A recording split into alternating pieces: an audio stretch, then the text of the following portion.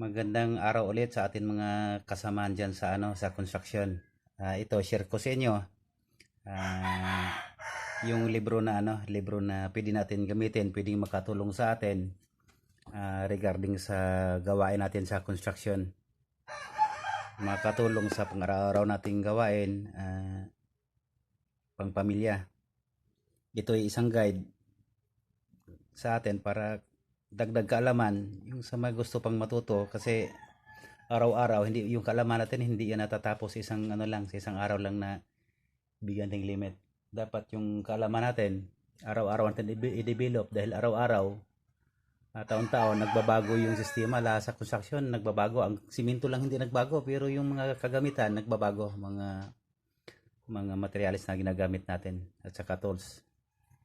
Ito i-share ko lang to sa inyo ngayon bago ko sa inyo pakita. Ito yung pangalan ng libro. Paki-share lang muna, paki-subscribe muna sa ko sa YouTube channel ko sa mga iba pang video na i-upload ko tapos paki-click na rin ng ang notification button. Ito yung pangalan ng libro. Ito i-share ko sa inyo. Simplified Construction Estimate ni Sir Max Pardo. Sana naman hindi naman siya magalit na sinishare ko yung kanya mga libro. Ito naman nabibili ito sa nabibili ito sa mga bookstore. Ito yung sa akin nabili ko ito sa National Bookstore early 2000. Ang presyo nito nasa siguro sa marang 280 yata.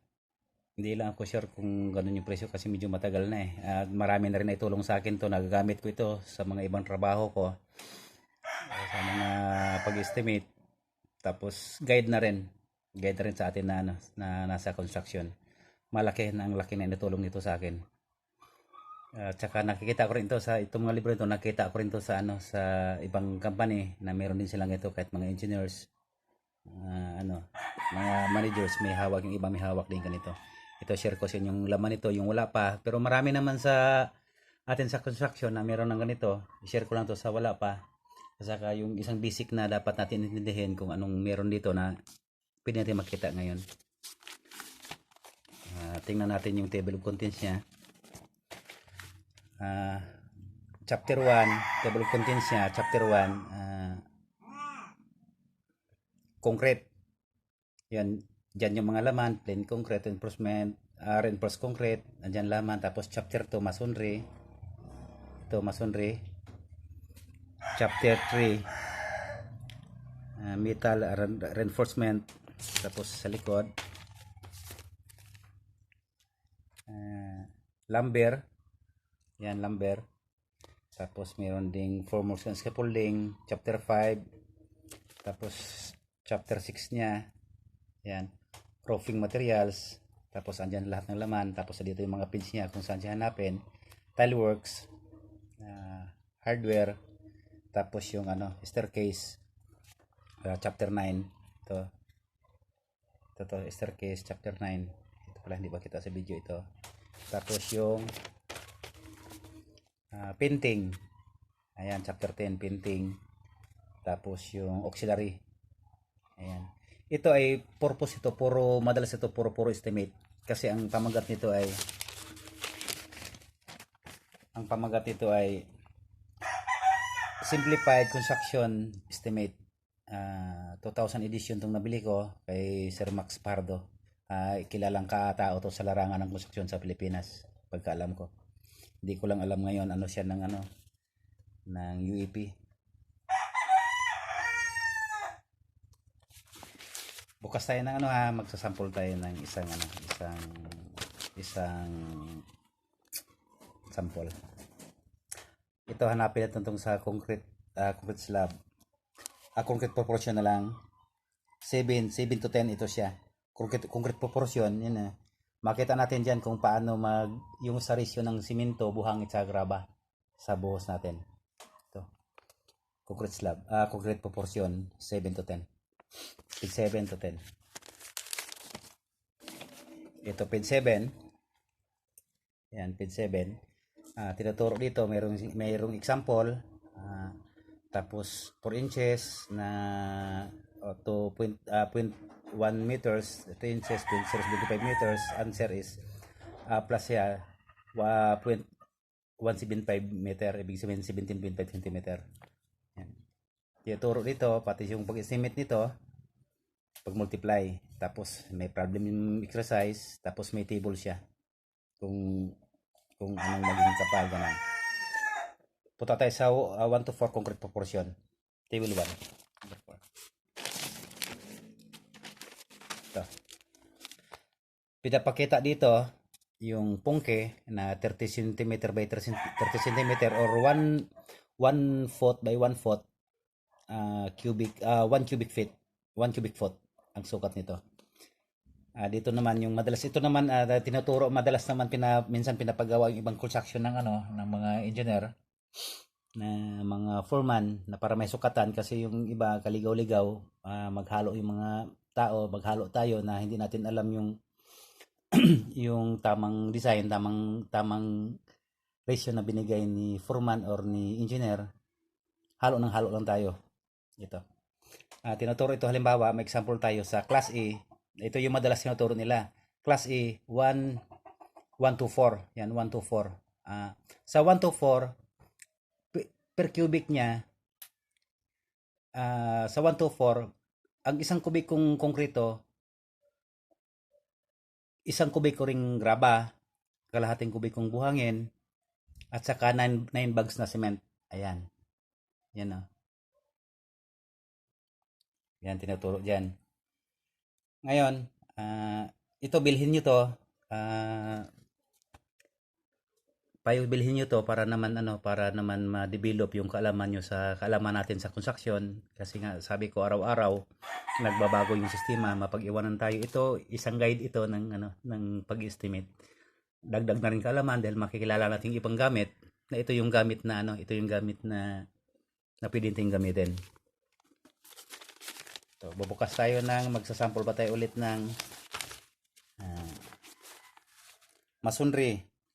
Dito sa masonry, ito sa chapter 2, pinapakita dito yung may mga table dito kung paano gamitin yung ilang buhangin sa isang per cube, may per square meter siya. Pabuksan natin kuha tayo example.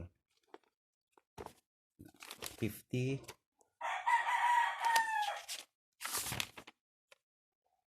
ito.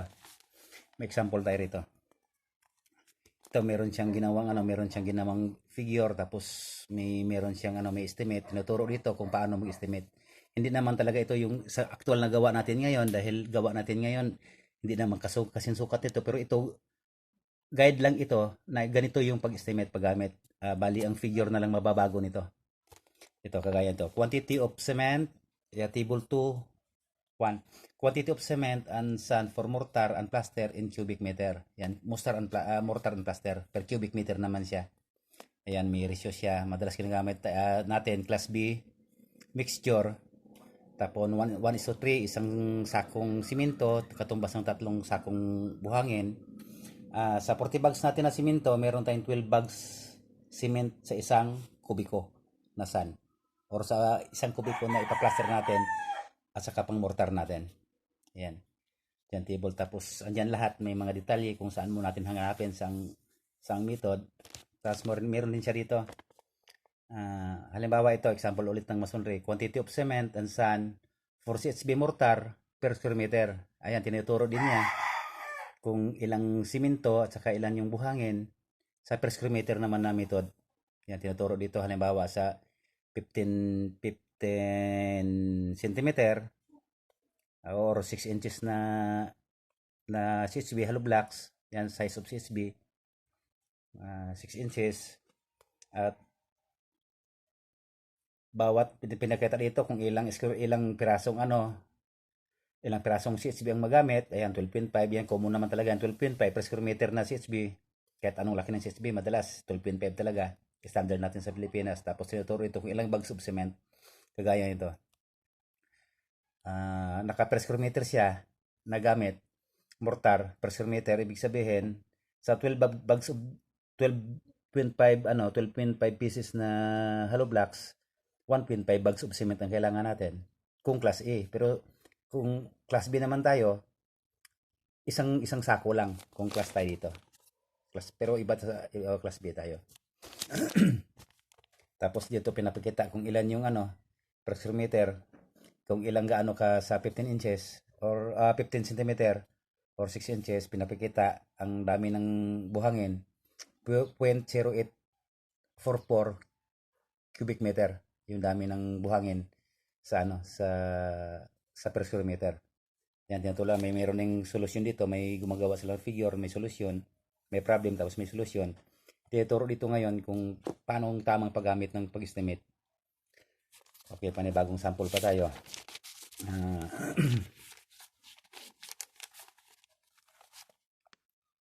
Lumber. Dito sa chapter 3, metal reinforcement. Ayan, hanapin natin to. Metal reinforcement, TCBT 103, na page. Ipakita ko lang sa inyo yung ito, may mga beams siya. Ayan, yung mga beams, tinuturo dyan. Pagbilang ng stirrups, paano. Kaya bubuksan ko lang yung slab kasi mas maganda siya tingnan. Ito may mga siya, may mga columns. Ayan, columns, section ng columns. Tapos, yun, may mga footings. Ayan, footings yan. Kung paano, lahat ng estimate andyan. Tapos dami, may mga table dito ng mga ng mga tie wire for CHB. Nasa CHB. Ayan. Pati tire wire, may estimate ng tire wire. Maganda ito. Marami tayong dapat yung pagkinabangan dito. Ayan, dito tayo. Pati sa pag-slab, madalas kasi may one way, tsaka two way. Ito sa one way ito. Ang one way kasi, ang madalas sa sa one way, mas malaking diferensya ng ng length ng kahabaan at saka yung width niya. Hindi kagaya yung two way, halos sim siya. Halos parehas yung kanilang distansya. Kaya two way ito, sa one way ito, pinapakita ng section kung anong maging itsura ng one way. Ayan, naka length over 5, ito yung total length niya, tapos bars niya, tapos nag-bend siya, naging bottom siya pagdating ng over 5. Yan, pinakita. Yan.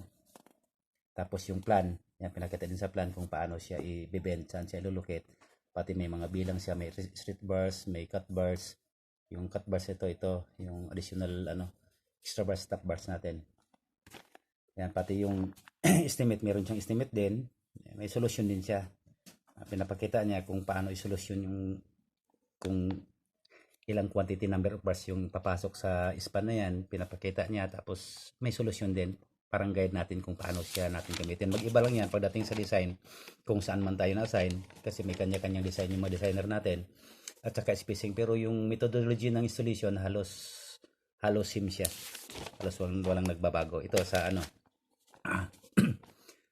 reinforced concrete ng ng two-way slab, pinakita dito, may plan siya, ganito yung pagkakabit, ganito naman yung kanyang section. Yan, itong section ng pag-slab ng sa rebars ito ha. Tapos meron din siyang estimate na ginamit. Ito to. Yan, may estimate siya. Tapos yan, may din siya, meron siyang mga table na ginagamit kung mga bar spacing naka na yan. Naka-indicate na yan dyan. May mga table na siya. Yan. Tapos ito, mga ties, mga beams, may plans siyang ginawa. Tapos sa lumber naman, yung pinapakita din dito. Yan, may mga estimate ng lumber. Kung lumber naman yung mga poste. Yan, nakakalibang na tutunan pa natin. Ang dami nito, marami pa. Tapos may mga illustration pa siya kung paano siya gamitin. Bili kayo ito, recommend ko to sa inyo. Makatulong ito. Ang dami nito, pati sa painting, pati sa ito mga color bind custom order.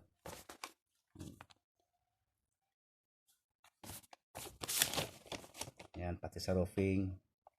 Ginagamit sa roofing, estimate ng roofing, pati yung kanyang mga bolt, mga black screw, andyan may bilang dyan. Matutunan natin yung kung ilang bilang, kasi minsan may nagpapagawa sa atin na mga bahay, mga extension, renovation, mga maliit lang. Kaya maliit naman tayong kontraktor. Dito, guide natin to sa pag-estimate. Minsan, nung nasa kasama ko sa for bidding, na estimate, bit-bit ko to. Yan, naka to hardware. Yan, ito hardware. Yan, mga bolt.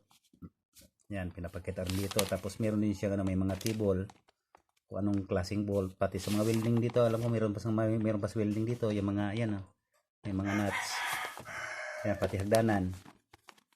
Yun, hagdanan, pati mga nosing. Tapos pinapakita kung paano i-compute yung kanyang rise dun sa kanyang kanyang run. Tapos rise niya, tapos anong kalabasan na yan pinapakita diyan kung ilan yung kanyang hagdanan, kanong kalapad. Yan, mga kompleto ng estimate yan. Yan, dito pinapakita rin yung kanyang steps. Yan, yung kanyang run, kung ilan height nito, yan pinapakita yan dyan. Tapos meron din yung mga estimate na maging guide natin pag tayo na mismo nasa actual. May illustration siya yan. Hanggang ito, yan. Hindi ko na lang magitin lahat sa sobrang dami. May painting, pati sa painting pinapakita dito sa painting, yan yan sa painting pinapakita dito kung ilang yan, may mga table yan dito, mga water based mason repent, yan pinapakita yan. Maging guide natin to. Yan, to. Yan, painting, varnishing. Lahat may naka-table yan. Automotive, pati automotive automotive finishing, industrial fence.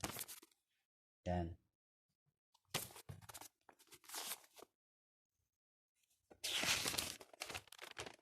Yan, auxiliary. Ayan. May mga table yan. Yan.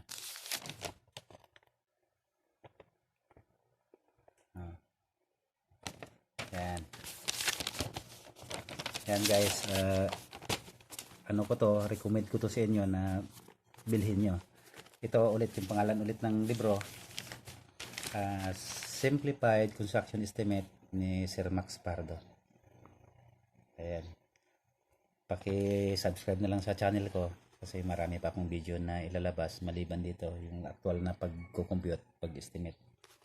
Tapos yung isa naman, ito kasi madalas to, parang pinakilala lang yung mga gamit, mga tools natin, mga sinauna, paano mag-layout. Yan, pinapakita dito. Isang libro ito. Ito naman yung building construction kay Sir Max Pardo din. Ayan. Kay Sir Max Pardo. Yan. Maganda rin mga nilalaman nito. Hindi ko na mabanggit lahat kasi sobrang dami. Sobrang dami na sobrang dami. Yan. Okay, salamat. Salamat guys.